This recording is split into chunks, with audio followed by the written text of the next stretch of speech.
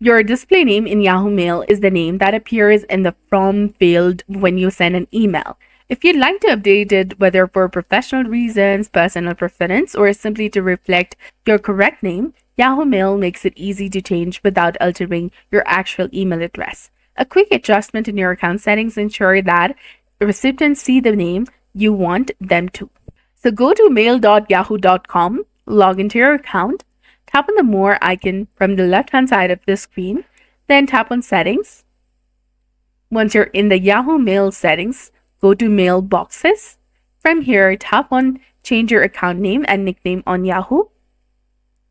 This will take you to another page. Tap on Go to Yahoo Personal Info page. You need to go ahead and log into your account.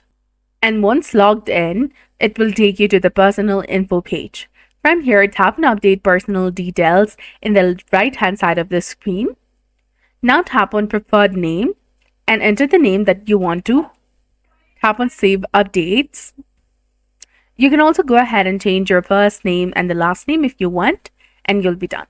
So that's it for this video. I hope you found it helpful. If you did, please like, share, and subscribe. Thanks for watching.